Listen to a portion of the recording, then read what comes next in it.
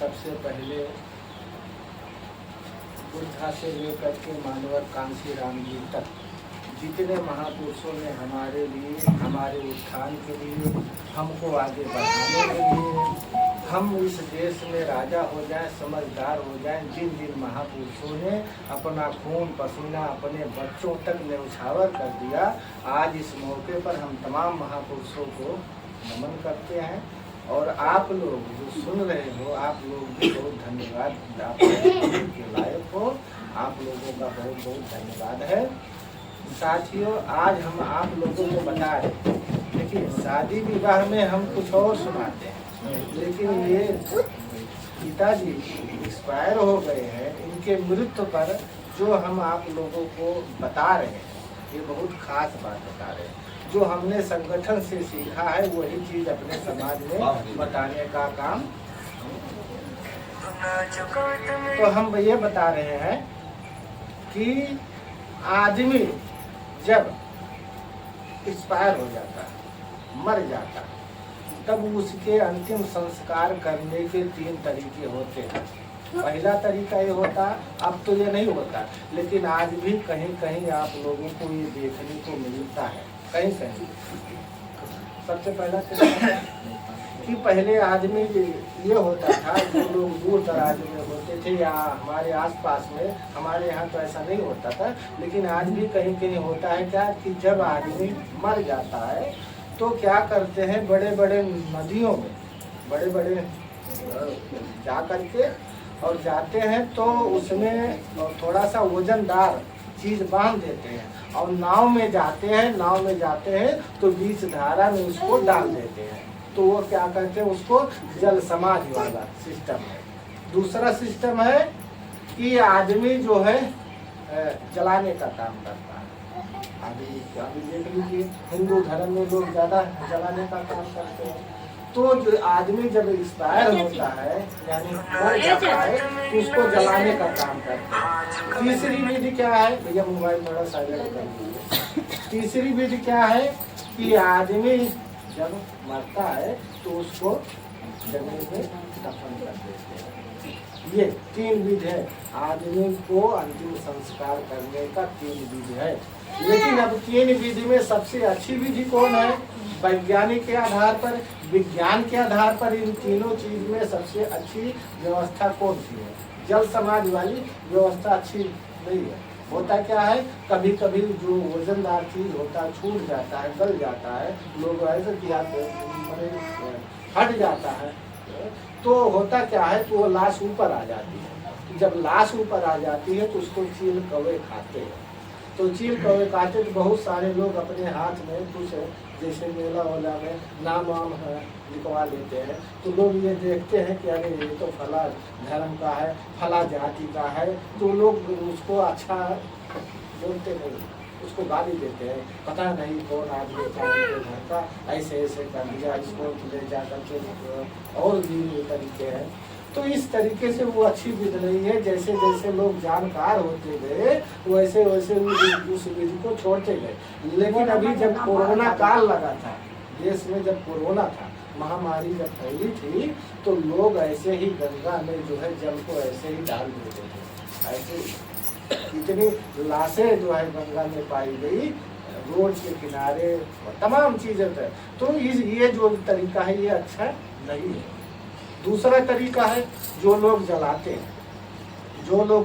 हैं, तो वो जलाने से क्या होता है, चमड़ी जलता है, बाल जलता है, तमाम चीजें शरीर की जलती है, तो वो वायुमंडल में जाता है। जब वायुमंडल में जाता है तो जब हवा चलती है, हम तो देखते हैं कहीं कहीं रिश्तेदारों में जाना पड़ता है तो लोग तो वहाँ जाते हैं, शिविर को जाते हैं।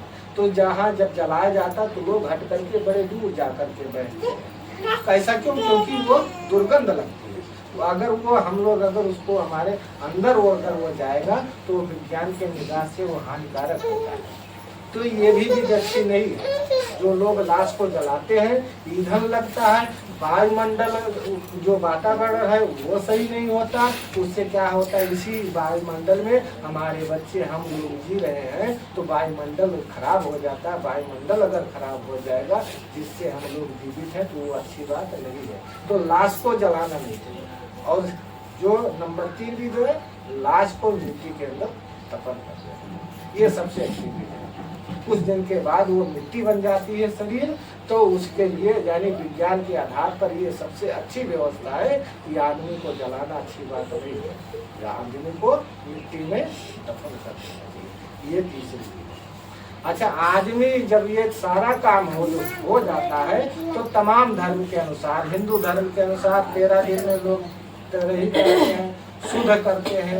मुसलमानों यानी मुस्लिम धर्म में 40 दिन पर होता है। सिख के बारे में नहीं पता, लेकिन सबका जितने लोगों का धर्म है वो सब धर्मों का अलग अलग सिस्टम है। ये अंतिम संस्कार जो लोग करते हैं, ये शुद्ध का जो कार्यक्रम करते हैं, ये अंतिम जो है, ये लोग ऐसा किसी में 12 दिन पर, किसी में 13 दिन पर, किसी में 40 दिन पर, इस तरीके से लोग काम अपना करते हैं। फिर इसमें होता क्या है, जो हिंदू धर्म में, सुनिए, जो हिंदू धर्म में 13 दिन पर होता है, तो इसका मतलब कि 13 बाभन को, 13 पंडित को जब तक लोग खिलाएंगे नहीं, तब तक उनको स्वर्ग में जगह नहीं मिलती है। ये जो सिस्टम चला आ रहा है, ये उन्हीं के द्वारा चलाया गया है, ये हमारे द्वारा नहीं चला गया, हमारे पुरखों के द्वारा नहीं चला गया। ये तथागत गौतम बुद्ध बाबा साहब के द्वारा ये व्यवस्था नहीं चालू की गई, ये ब्राह्मणों के द्वारा चालू की गई थी। अब आप लोग अब समझे। लेकिन आज भी इतना लोग, हम लोग बाबा साहब को मानते हैं, जानते हैं, जो भी जितना लोग जानते हैं, लेकिन जानते जरूर है मगर मानते नहीं बाबा साहब की। बाबा साहब को मानते हैं लेकिन बाबा साहब की नहीं मानते, और को और की में अंतर है। बाबा साहब को तो मानते हैं, लेकिन मानने का मतलब ये थोड़ी है बाबा के सामने अगरबत्ती लगा दिया, धूप बत्ती लगा दिया, माला लगा दिया, तो इससे हमारा कुछ उद्धार होने वाला नहीं है।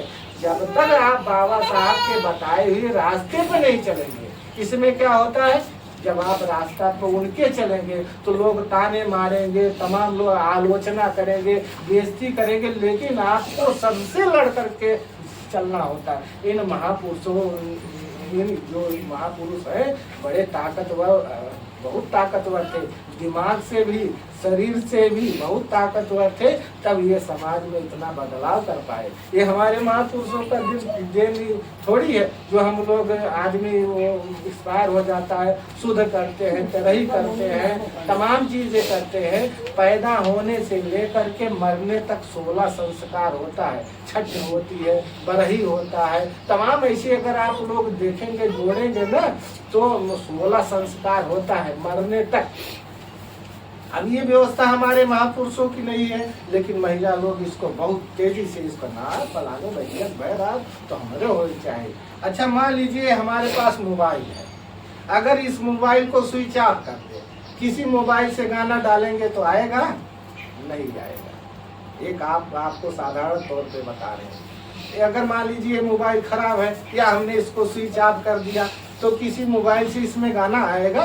नहीं आएगा। ऐसे जो व्यक्ति मर जाता है, जिसकी मृत्यु हो जाती है, तो आप कुछ भी करिए, खाना खिलाइए, जो भी मर्जी करिए, उनके पास पहुंचने वाला नहीं है। आज तक कोई सर्वे नहीं हुआ है कि कहीं स्वर्ग है, स्वर्ग वर्ग कहीं नहीं है, यही स्वर्ग है, यही नरक है। आप अच्छे से काम करेंगे तो स्वर्ग है। आपका जितना भी सदस्य है, नात बात पूरा फैमिली आपका अगर ठीक ठाक है, कहने सुनने में है, लोग समझ बूझ कर काम कर रहे हैं तो स्वर्ग है।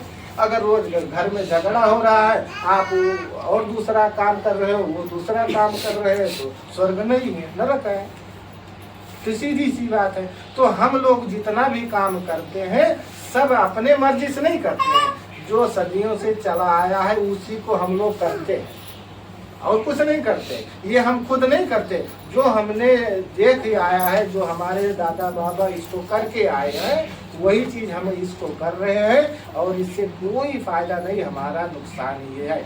अभी देखिए कैसे, मान लीजिए घर में 2 मौत हो जाए, चाहे बुजुर्ग हो चाहे 2 मौत हो जाए। अब दोनों मौत के बाद अगर इतने लोगों को खाना खिलाना हुआ तो खर्चा कितना आता है, सोचिए। और क्या जितना हम खर्चा कर रहे हैं, क्या उनको लाभ मिल रहा है, ये भी तो सोचिए। जो हम अपना समय नुकसान कर रहे हैं, जो हम अपना समय लगा रहे हैं, रुपया खर्च कर रहे हैं, तो क्या जो लोग एक्सपायर हो गए उनको कोई फायदा मिल रहा है? कोई फायदा नहीं मिलता, केवल हमारा समय बर्बाद होता है, हमारा धन बर्बाद होता है इसके पीछे। आपको बताए, एक घर में नौजवान लड़का, अभी उसकी मात्र 5-6 महीने शादी हुई थी, एक्सपायर हो गया। अब बताइए, जिसके घर में जवान आदमी अगर मर जाए, जिसके ऊपर पूरी जिम्मेदारी है, और वो सुई दवाई वो पहले से करा रहा है और पहले से अपना सारी व्यवस्था, ये तो हमारे समाज की बहुत अच्छी व्यवस्था नहीं है। और ये जब काम होता है तो ये मौत बता करके थोड़ी आती है। किसी की मौत होती है तो थोड़ी होता है फलाने भैया खत्म हो गए फलाने, ये हमको आकस्मिक, ये जैसे आदमी सीरियस होता है तो हमको भागना पड़ता है अस्पताल लेकर के। ऐसे ही जब घर में बाई चांस ऐसी घटना जब हो जाती है तो हमको शुद्ध करना है उतने समय, चाहे हम कितनों खर्च में रही, मगर लेन देन करके कर्जा ऋण लगाए के, लेकिन शुद्ध हमको करना है। तो ये जो हम लोग शुद्ध करते हैं, शुद्ध को बिल्कुल बंद कर दीजिए। हमारी माँ 96 साल की है, हम इतना ठान लिए हैं कि मैं शुद्ध नहीं करूँगा, मैं ठान लिया हूँ। हमको लोग जो कहेंगे हम उनका जवाब देंगे। बहुत सारे लोगों से ऐसे बात होती, कहा भैया अपने हम कोई टांगे रह गया, हम कहें महतारी हमारे वो टांगे है कि ना है, तू देखा था हमें दिखावा का हम टांगे है और ना देखोगे ठीक कौन पर है। तो लोग ऐसा हमारे अंदर में भय पैदा करते हैं, डर पैदा करते हैं। हम लोग इसको भय की वजह से करते हैं, डर की वजह से, ना तो हमारे ऐसा नुकसान न हो जाए। हाँ, तो ऐसा लोग कहते हैं तो उनको कहने दीजिए, उनको कहने दीजिए। उनके कहने से हमको कोई कह रहा तो हम अपना धन थोड़ी बर्बाद कर देंगे, हम किसी के कहने से हम अपना समय थोड़ी बर्बाद कर देंगे। लेकिन हाँ, एक चीज होगा, अगर जो व्यक्ति ऐसा ठानेगा, आने वाले समय में इसका रिजल्ट दिखने को मिलेगा। ये छोटे छोटे बच्चे हैं, तब ये जब बड़े होंगे कहे अरे हमारे दादा नाना ना कह रहे, तब उन्होंने तो कुछ ना है, उन्होंने बोला जी आने वाली जो आप इसको अगर सख्ती से लागू करेंगे तो ये आपको फायदा नहीं मिलेगा, आपकी आलोचना मिलेगी। लेकिन आने वाली जो पीढ़ी है, आने वाला जनरेशन, जो हमारे बच्चे तैयार होंगे, कहीं ना हमारे दादा बाबा ना करते हम ना करें। अगर हमारे दादा बाबा आज ये सब ना करत होते सीखते रहे तो हमारे लोग काहे करें। तो यही चीज है, जो आप अगर चलाओगे, इसको चलाओगे तो चलेगा।